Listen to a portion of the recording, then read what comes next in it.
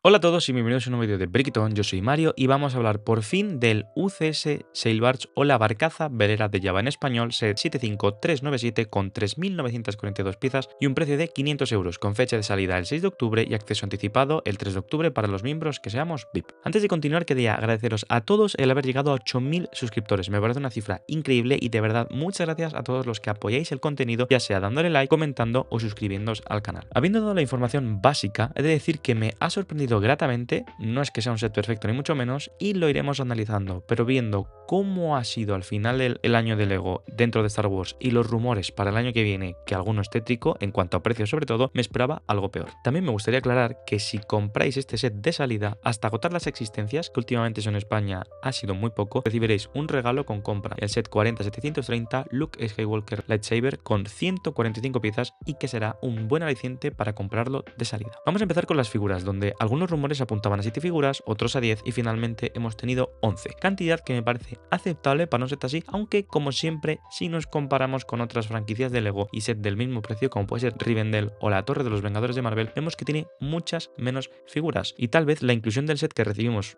por 80 euros en agosto habría sido una buena solución para esto. Lo bueno es que las figuras me parece que han sido bien elegidas y con buena calidad, con algunos matices. La más importante, que desde luego es Java y con la que había mucho run, creo que ha sido bien trasladada, no es la misma que recibimos la última vez, por ejemplo los ojos cambian un poco y demás, pero haberle hecho las pupilas, viendo cómo han ido tratando algunas de las figuras y los rumores que había, desde luego ha sido un acierto. La que considero es la segunda figura más importante es Leia Esclava, porque en los últimos años ha habido muchos rumores sobre que Disney no permitía hacer figuras sobre este personaje, tanto en Lego como en otras marcas con esta versión de Leia, como digo, pero volvemos a tener una, aunque sea un set caro. Eso sí, aunque la figura me parece bastante buena, sí que es un acierto haber cambiado bastante cómo está hecho el tema de las piernas. Para mucha gente dice que es que parece un pañuelo, que parece un short. Yo sí que veo que por que hacer el doble molde es necesario más que nada por cómo resolver la parte de atrás, a no ser que pudiesen imprimir de alguna manera la parte de atrás, pero si no lo veo difícil y me parece un mal menor para poder tener a esta figura. Entonces, como digo, me parece bien y desde luego el molde del pelo me parece espectacular. Además tiene un enganche en el cuello que más adelante hablaremos para qué sirve. La figura de Max Rebo me mola, si no es la misma que en 2013, desde luego es muy similar y me alegro mucho de que no hayan utilizado el mismo molde que en el set de Skeleton Crew, que sale un personaje de su misma especie que no termina de gustarme mucho, y Bib Fortuna creo que es ligeramente distinto al del Palacio de Boba. Tenemos R2D2 con la clásica bandeja donde lleva las bebidas y por tontería que parezca la forma en la que Lego ha hecho las copas, que parece que tiene líquido dentro,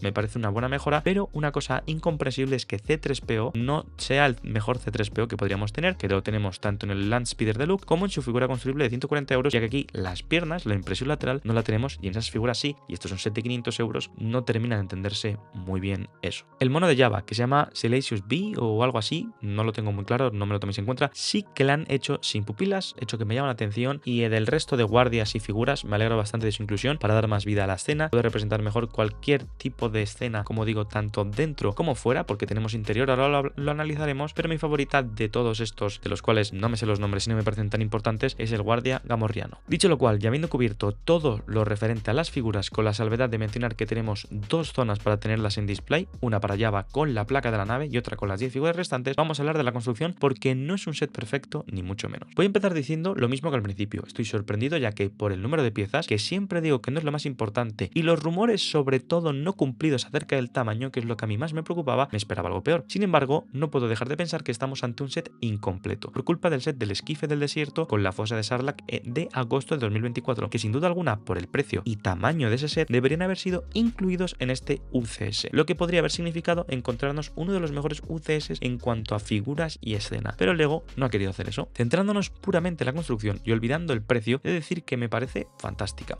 Sí que es cierto que el tamaño me parece genial, incluso por el precio que he dicho que nos íbamos a extraer, ya que estamos hablando de 77 centímetros de longitud, es un set bastante grande, pero además por fuera se ve una construcción súper bien acabada, con pocos agujeros o juntas donde se combinen estos paneles que tenemos y a través de los que no se puede ver nada, o sea que ahí me refiero que está muy bien hecho, haciendo que la construcción parezca muy sólida. La zona superior me parece muy bien rematada, con un suelo gris y con muchos detalles como escaleras, torretas y un balance entre los tiles, o sea las partes lisas, y las piezas para poder poner figuras que le dan un acabado muy bueno, lo que en inglés se suele llamar, aunque esto es más el lateral de la nave, el gribbling. Además, las velas impresas me parecen muy buenas, bastante grandes, dan un toque muy interesante, y este suelo o techo, depende desde donde lo estemos viendo, se puede que quitar para dar mejor acceso al interior. El interior, sin duda alguna, es uno de los puntos fuertes de la construcción, ya que había gente que podía imaginar que no lo iba a tener, cosa que por otra parte no habría tenido mucho sentido, así que me alegro de que lo tengamos. Desde la parte frontal al final tenemos varias salas que voy a ir diciendo. Empezamos por, en la zona frontal, una especie de sala de máquinas, ya que podemos ver a un personaje haciendo las veces de conductor, otra sala con un calabozo y armería, ya que vemos que también guardan muchas armas cerca, no sé cómo inteligente es guardar las armas al lado de la cárcel. Siguiendo tenemos una cocina que me parece muy bien detallada y veo unas pegatinas muy chulas que me encantaría fuesen piezas impresas, pero ya sabéis que en un set de 500 euros para adultos eso no lo podemos tener y se las han apañado para meter ahí una rana. La cocina tiene unas escaleras que se pueden quitar y poner para que se pueda subir a cubierta. A su derecha tenemos la sala donde tenemos a Jabba y se ve que tiene una plataforma para colocarse y donde se pone también el mono detrás, además de que en las imágenes también vemos que la pieza del cuello de Leia es para colocar la cadena con la que luego más tarde va a atacar a Jabba. Finalmente tenemos donde Max Rebo hace magia con su música y con eso tenemos todo el interior de la nave. Para terminar con el exterior quiero mencionar que me gusta el equilibrio de tiles y partes expuestas que tenemos, lo que he dicho antes del Grivelin, donde además hay partes de otros colores de